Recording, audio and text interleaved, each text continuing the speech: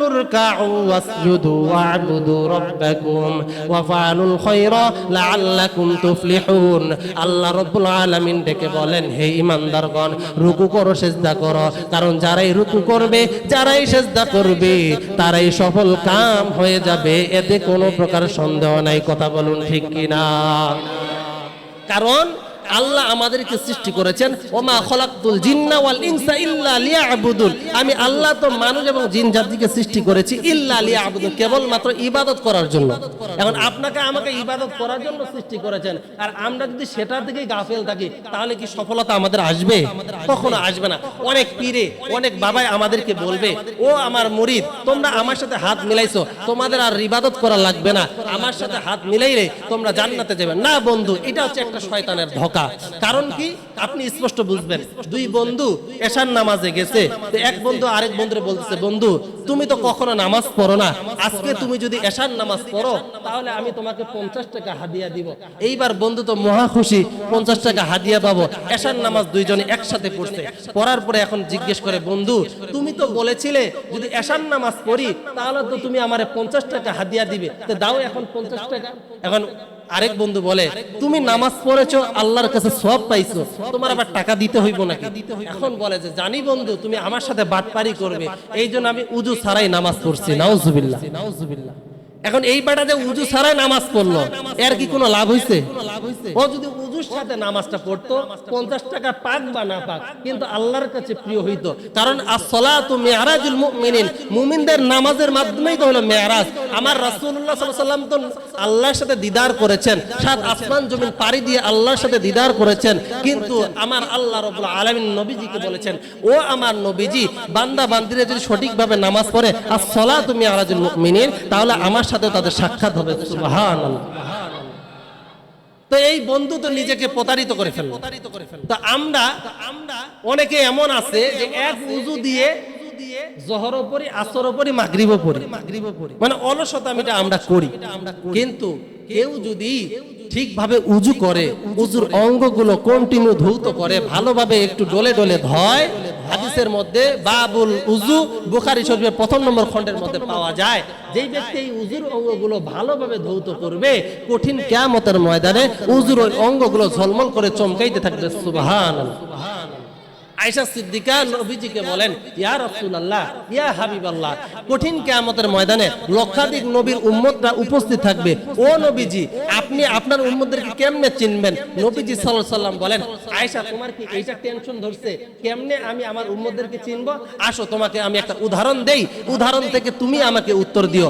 মনে করো কোন মালিকের 1000 কালো ঘোড়া আছে, সবগুলোই কুচকুচে কালো, কিন্তু 50টা ঘোড়া এমন আছে যেই ঘোড়ার মাথার মধ্যে সাদা দাগ, পিঠের মধ্যে সাদা দাগ। আয়েশা তুমি নিজেই বলো, ওই 1000 ঘোড়ার মধ্যে থেকে মালিককে যদি বলা হয়, ও মালিক 50টা ঘোড়া তুমি আলাদা করো, তাহলে কি তার জন্য কোনো কষ্ট হবে? আয়েশা বলেন, ইয়া রাসূলুল্লাহ, না না না, তার তো ওই চিহ্ন দেখেই বোঝা যায় যে এইটা আলাদা ঘোড়া, এই 50টা ঘোড়া আলাদা। নবীজি বলেন, আয়েশা এটাও সাক্ষী রাখো, শুনে রাখো, যারা আমার উম্মত দুনিয়ার জমিনে উজুর অঙ্গগুলো ভালোভাবে ধৌত করবে, কোসলায় কোসলায় ধৌত করবে, কঠিন কিয়ামতের ময়দানে লক্ষাধিক নবীর উম্মতরা উপস্থিত থাকলেও আমার উম্মতরা যে সঠিকভাবে উজু করেছে, এই উজুর অঙ্গগুলো এমন ভাবে চমকাইতে থাকবে, আমি ওগুলো দেখে আমার উম্মতদেরকে আমি খুঁজা খুঁজা বের করব। সুবহানাল্লাহ। বিশ্ব নবী রাসূলুল্লাহ সাল্লাল্লাহু আলাইহি সাল্লাম এ বন্ধু মেরাজের রজনীতে যখন গমন করেছেন, তিনি আকাশের মধ্যে একটা পায়ের আওয়াজ পায়, খটখট খটখট একটা আওয়াজ পায়। লক্ষ্য করে দেখে রে, ওইটা তো বেলাল রাদিয়াল্লাহু আনহুর পায়ের আওয়াজ। বিশ্বনবী জমিনে আসার পর ফজর নামাজের পরে বেলালকে ডেকে বলে, বেলাল রে তুমি কি এমন আমল করো একটু বলো না, তোমার আমলের পাওয়ার এত কেন বলো না? ও বেলাল, তুমি বেলাল জমিনে, কিন্তু তোমার পায়ের আওয়াজ দেখি আসমানের মধ্যে পাওয়া যায়। বেলাল বলো না, বলো না, তোমার কি এমন আমলের কারণে আল্লাহ তাআলা তোমাকে এত দামি বানাইছে? বেলাল ডেকে বলে, ও নবী গো, আমার তেমন কোনো আমল নাই ইয়া রাসূলুল্লাহ ইয়া হাবিবাল্লাহ, কিন্তু আমার একটা আমলের কথা বারবার মনে পড়ে। আমার যখন উযু চলে যাইতো, আমার যখন উযু ভেঙে যাইতো, ইয়া রাসূলুল্লাহ ইয়া হাবিবাল্লাহ, আমার উযু চলে যাওয়ার সঙ্গে সঙ্গে আমি আর দেরি করতাম না, আমি সঙ্গে সঙ্গে উযু করতাম আর উযু করে 2 রাকাত নামাজ আদায় করতাম। ও নবীজি, এটাই হলো আমার ইবাদত, এইটাই হলো আমার আমল। বিশ্ব নবী ডেকে বলে, বেলাল রে, তোমার এই আমল আমার আল্লাহর কাছে এতই কবুল, আমার আল্লাহর কাছে এতই মাকবুল। ও বেলাল, তোমার এই আমল আমার আল্লাহ এমন ভাবে কবুল করেছে, তুমি বেলাল জমিনে, কিন্তু তোমার এই ইবাদতের কারণে তোমার পায়ের আওয়াজ আমার আল্লাহ উঠাইছে আসমানে। সুবহানাল্লাহ। এই জন্য আমার বন্ধুগণ, আপনি যখন ইবাদত করবেন না, আপনি যখন আমল করবেন না, তখন আপনার কলবটা আস্তে আস্তে মরে যাবে, আপনার কলবটা অন্ধকারে নিমজ্জিত হবে। যেমন উদাহরণস্বরূপ মনে করেন, আপনার রান্নাঘরে একটা 100 পাওয়ারের বাতি লাগাইছেন, লাগানোর পরে 1 মাস পরে দেখবেন যে এই বাতির আলো 0 পাওয়ার বা 25 পাওয়ারে হয়ে গেছে। কারণ কি?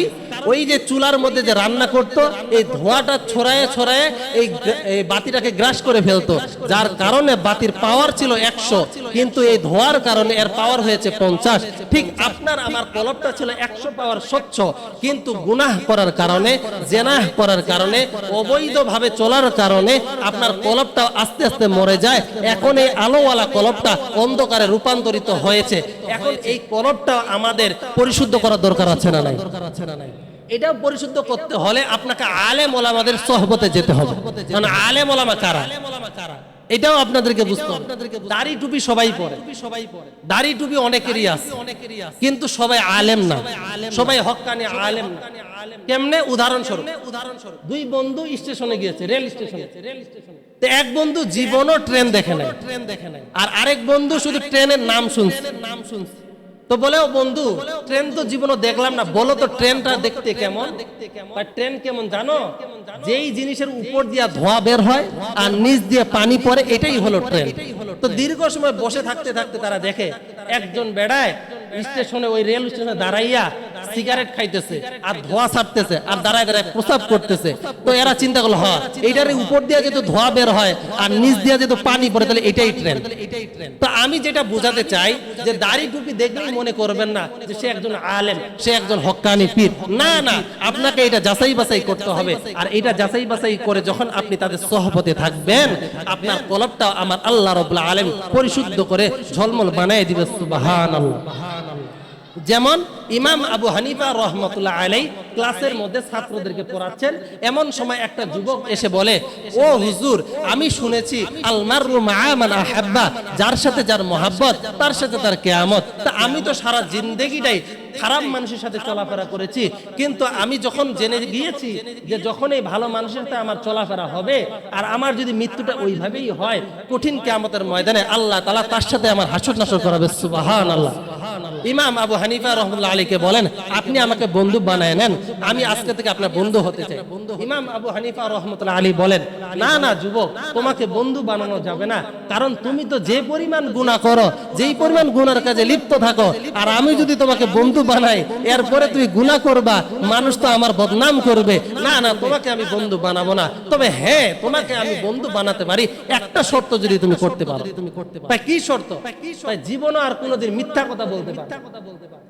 এইবার এই যুবকটা বলে, হুজুর, আচ্ছা আমি যদি আপনার সাথে ওয়াদা করি আর কোনোদিন মিথ্যা কথা বলবো না, তাহলে কি আমি ওই যে অন্যান্য গুনার কাজগুলো যে করতাম, চুরি করতাম, জেনা করতাম, এগুলো কি করতে পারবো? বলে, হ্যাঁ তুমি কইরো, যেহেতু তুমি গুনাহ ছাড়তে পারবে না, সব গুনাহ তুমি কইরো, শুধু মিথ্যা কথা কখনো বলবে না। এইবার যুবকটা হাতে হাত রেখে ওয়াদা করলো যে আজকে থেকে আর সে কোনোদিন মিথ্যা কথা বলবে না। একটু দিলের কালনায় শুনেন, দিলটা নরম করে দেন, এখান থেকে সব নিয়ে যান, হতে পারে এটাই আপনার জন্য হেদায়েতের বাণী হবে। ঠিক কিনা? ঠিক কিনা? আমার বন্ধুগণ, ইমাম আবু হানিফা রাহমাতুল্লাহ আলাইহি ডেকে বলে, যুবক রে, ঠিক আছে, তোমাকে আমি আজকে থেকে বন্ধু বানাইলাম, কিন্তু কোনোদিন তুমি মিথ্যা কথা বলতে পারবে না। যাও যাও, তোমাকে আমি বিদায় দিয়ে দিলাম। যুবক, মাঝে মধ্যে আইসা আমার সঙ্গে সাক্ষাৎ করবে, তাহলে তোমার সঙ্গে আমার সম্পর্কটা ভালো হবে। এ যুবক, ওয়াদা করেছো আর কোনোদিন মিথ্যা কথা তুমি বলবা না। যুবকটা হাতে হাত রেখে ওয়াদা কইরা বাড়ির দিকে রওনা। সকালবেলায় বাসার মধ্যে বসার পর বন্ধুরা মিলা মদের পাত্র নিয়ে একত্রিত হয়ে এইবার ডেকে বলে, বন্ধু মদ পান করো। যুবকটা মদের গ্লাসটা হাতের মধ্যে নেওয়ার পর হঠাৎ করে তার কি যেন মনে পড়ে গেল। হাতের গ্লাসটা নিচের মধ্যে ফেলে দিয়ে বলে, বন্ধু আমি মদ পান করব না, আমার শরীরটা ভালো লাগে না, আমি চলে যাব, আমি আর মদ পান করব না। সন্ধ্যাবেলায় আবারও মদের আড্ডায় বসার পর আবারও মদের পাত্রটা হাতে নিয়েছে। কি যেন তার মনের ভিতরে শুরু হয়ে গেল। সে বলে, বন্ধুরা আমি মদ পান করব না, আমার মদ পান করতে ভালো লাগে না। ডেকে বলে, বন্ধুরা রে, আমি মদ পান করা ছেড়ে দিয়েছি। এইবার তারা ডেকে বলে, বন্ধু কি হইল তোমার? প্রতিদিন তুমি মদ পান করতে, আজকে কেন মদ পান করতে চাও না? যুবক ডেকে বলে, ও বন্ধুরা রে, আমি ইমাম আবু হানিফা রাহমাতুল্লাহ আলাইহির হাতে হাত দিয়ে ওয়াদা করেছি আমি কোনোদিন মিথ্যা কথা বলবো না। বাবাজি, আমরা তো বহু গুনাহের কাজে জড়িত থাকি, আপনারাও কি ওয়াদা করতে পারেন না, হুজুর আজকে থেকে আমরাও এই গুনাহগুলো ছেড়ে দিব, আজকে থেকে আমরা আর মিথ্যা কথা বলবো না। আমি কাউকে এটা করে কথা বলতে রাজি নই, কারণ গুনাহ প্রত্যেকটা মানুষ করে, গুনাহ তো মানুষই করবে। এই জন্য তো আমার আল্লাহ বলেন, বান্দা হইল আমার চাইতে আমার কাছে শ্রেষ্ঠ বান্দা। কারণ ফেরেশতারা শুধু গুণ হইতে তারা সেজদাই দিবে, তারা সওয়াবই কামাইবে, তারা ভালো কাজই করবে, এটা হলো তাদের গুণ। কিন্তু আমার আশরাফুল মাখলুকাতের গুণ হলো দুইটা। এক নাম্বার হইল সে গুনাহ করবে, দুই নাম্বার সে তওবাও করবে। এই জন্য আমার আল্লাহ বলেন, ফামান তাবা মিন বা'দি যুলমিহি ওয়া আসলাহা ফাইন্নাল্লাহা ইয়াতুবু আলাইহি ইন্নাল্লাহা গফুরুর রহিম। কেউ যদি অন্যায় করার পর, কেউ যদি চুরি করার পর, কেউ যদি জেনা করার পর, অর্থাৎ মোট কথা সকল গুনাহ করার পর, ফামান তাবা তওবা করে মিন বা'দি যুলমিহি জুলম করার পর, ওয়া আসলাহা নিজেকে সংশোধন করে, ফাইন্নাল্লাহা ইয়াতুবু আলাইহি আমি আল্লাহ তার তওবা কবুল করব। আমার আল্লাহ বলেন, আমার বান্দারা দুই গুণ করতে পারে। এক নাম্বার তারা গুনাহ করতে পারে, আবার গুনাহ থেকে ফিরত আইয়া আমার প্রিয় বান্দা হতে পারে। এই জন্য বন্ধুরে রে, আজকে চোর বলক্তি বলি মানুষদেরকে জানাই দেই, আপনারা একটু তওবার নিয়তে বয়ানটা শুনে যাবেন, হতে পারে আপনার এইখান থেকে হেদায়েত চলে আসবে। মৃত্যুর কোনো গ্যারান্টি নাই। বাবার আগে সন্তান চলে যায়, সন্তানের আগে বাবা চলে যায়। আপনি হয়তো জুমার নামাজ পড়ে বাসা পর্যন্ত যেতে পারবেন কিনা এর কোনো গ্যারান্টি নাই। হতে পারে বারান্দাও পার হইতে পারবেন না, আপনার মৃত্যু চলে আসতে পারে। এই জন্য আর কালকে তোমরা দূর না কইরা এখনই তওবার নিয়তে আমরা একটু বয়ানটা শুনে যাই। যুবক ডেকে বলে, ও বন্ধুরা রে, ইমাম আবু হানিফা রাহমাতুল্লাহ আলাইহির হাতে হাত রেখে ওয়াদা করেছি আর কোনোদিন আমি মিথ্যা কথা বলবো না। কিন্তু বন্ধু, আগামী কাল যখন আমি তার সঙ্গে সাক্ষাৎ করার জন্য যাব, আমাকে যদি জিজ্ঞেস করে, বন্ধু তুমি তো 3 দিন পরে আমার সঙ্গে সাক্ষাৎ করার জন্য এসেছ, এ বন্ধু বলো দেখি তুমি কি এই 3 দিন মদ পান করেছো নাকি? আমি যদি মদ পান না করি, অথবা যদি মদ পান করি, মদ পান করার পরে যদি আমি মিথ্যা কথা বলি, না না না আমি মদ পান করি নাই, তাহলে তো আমি মিথ্যাবাদী হয়ে গেলাম। আর মিথ্যাবাদী হইলে বন্ধুত্ব আর থাকবে না। আর আমি যদি মদ পান করার পরেও যদি বলি আমি মদ পান করেছি, হাজারো ছাত্ররা উপস্থিত থাকবে, হাজারো মানুষ উপস্থিত থাকবে, তাদের সামনে আমার গুনাহগুলো প্রকাশ করা হবে, আমি লজ্জিত হয়ে যাব। এ বন্ধুরা, শুধু এখান থেকে নয়, আমার দিলের ভিতরে কেমন যেন একটা ভাব সৃষ্টি হয়েছে। আমার বড় মনে চায় ভাই, কঠিন কিয়ামতের ময়দানে সূর্যটা যখন নিচের দিকে নেমে আসবে, মানুষ যখন ইয়া নাফসি বলতে থাকবে, আয় আমার কি হবে, আমার কি হবে, মানুষের শরীর থেকে টকবক টকবক করে মগজগুলো গলে গলে জমিনে পড়বে, মানুষগুলো এই জমিনের মধ্যে সাঁতরাইতে থাকবে।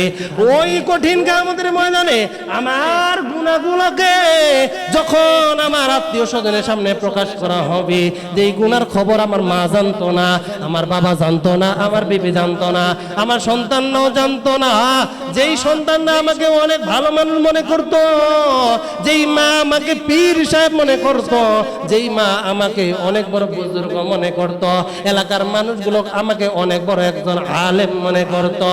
ও বন্ধুরা রে, কঠিন কিয়ামতের ময়দানে আমার আল্লাহ যদি ওই গুনাহগুলোকে প্রকাশ করে দেয়, ওই সময় আমার কি হবে উপায়, কি হবে উপায়? আমি দেরি করব না, এখনই ওয়াদা করলাম আর কোনোদিন আমি গুনার কাজে জড়িত হব না। আল্লাহু আকবার।